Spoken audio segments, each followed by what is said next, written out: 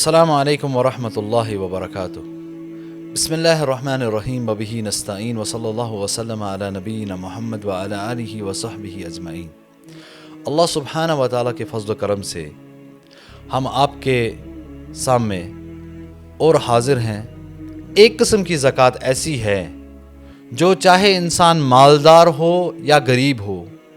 چاہے انسان بڑا ہو یا چھوٹا ہو، چاہے انسان آزاد ہو یا غلام ہو، یہ زکوٰۃ اس انسان پہ واجب ہو جاتی ہے۔ جب انسان ایک مسلمان شوال کا چاند نظر آتا ہے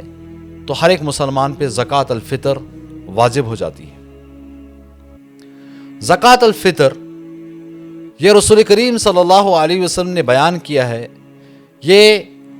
مسلمانوں کو جو غلطیاں ہو گئی ہوتی ہیں، تھوڑی تھوڑی مسٹیکس ہو گئی ہوتی ہیں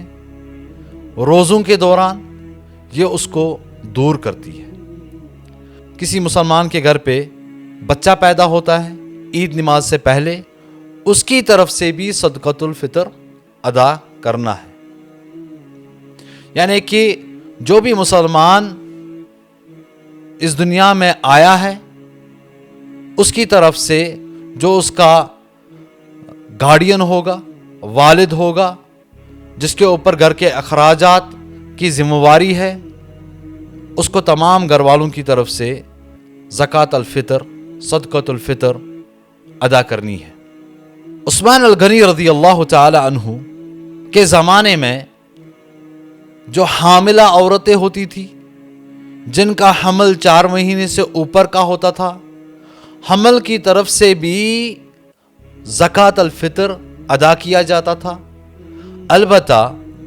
حمل کی طرف سے زکوٰۃ الفطر ادا کرنا واجب نہیں بلکہ مستحب عمل ہے۔ یہ زکوٰۃ الفطر رسول کریم صلی اللہ علیہ وسلم نے حضرت سعید الخدری رضی اللہ تعالی عنہ کی روایت میں آتا ہے، فرمایا کہ یہ ساعہ من الطعام ہو، یعنی کہ جو رائج کھانا ہو، سٹیپل فوڈ جس کو بولتے ہیں، جس کے اوپر دار مدار ہوتی ہے ایک انسان کی زندگی، اس کھانے میں سے یا تو 2.5 کلو ہونے چاہیے، یا تو کھجور میں سے 2.5 کلو ہونے چاہیے، یا تو کشمش میں سے 2.5 کلو ہونے چاہیے، یا تو جو میں سے 2.5 کلو ہونے چاہیے، یا تو پنیر میں سے 2.5 کلو ہونے چاہیے۔ اس زمانے میں ہم دیکھتے ہیں کہ بہت سارے مسلمان اس زکوٰۃ الفطر کو ادا کرنے کے لیے کچھ کٹ بناتے ہیں۔ یہ ایک بہت اچھی کوشش ہے، لیکن جو مسلمان اس کوشش میں ہیں ان کو ایک خیال رکھنا چاہیے کہ وہ ہر ایک بندے کی طرف سے 2.5 کلو چاول یا 2.5 کلو پنیر دے، اور جو کٹ میں پھر نمک، تیل یا بسکٹ وغیرہ رکھتے ہیں وہ زکوٰۃ الفطر کے علاوہ ہو، یعنی کہ ان ایڈیشن ہونا چاہیے وہ۔ شیخ ابن باز رحمۃ اللہ علیہ فرماتے ہیں، وَلَا يَجُوزُ إِخْرَاجُ الْقِيمَةِ،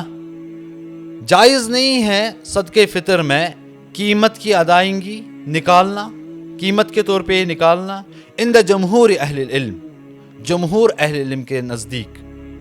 وَهُوَ أَصَحُّ دَلِيلًا، اور سب سے صحیح دلیل اس میں یہی ہے،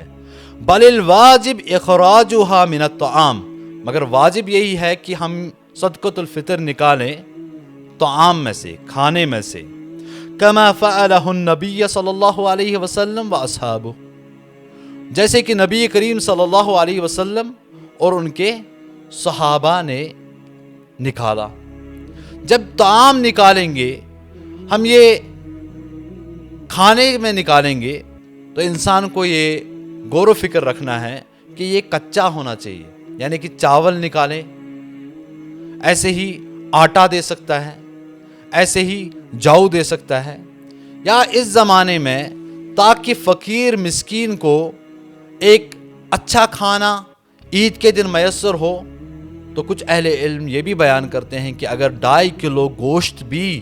اس میں دے دیں تو کوئی حرج نہیں ہے بلکہ بہتر ہے۔ اصل میں صدقۃ الفطر دینے کا سب سے بہترین وقت ہے جب انسان شوال کا چاند دیکھے، یعنی کہ نظر آ جائے یا اس کو شہادت محسوس ہو جائے کہ صدقۃ الفطر اب دے سکتے ہیں۔ کب تک دے گا؟ عید نماز سے پہلے پہلے، عید نماز ادا کرنے سے پہلے پہلے۔ جس انسان نے بھی عید نماز ادا کرنے کے بعد صدقۃ الفطر دیا، اس کا یہ عام صدقہ شمار ہو جائے گا، لیکن صدقۃ الفطر اس نے ادا نہیں کیا۔ اگر کسی انسان نے 26 رمضان سے پہلے، یعنی کہ 1 رمضان سے 26 رمضان تک صدقۃ الفطر ادا کیا ہو تو اس کو یہ عام صدقہ ہو گیا۔ صدقۃ الفطر باقی ہے، اس کو نئے سے یہ ادا کرنا ہے،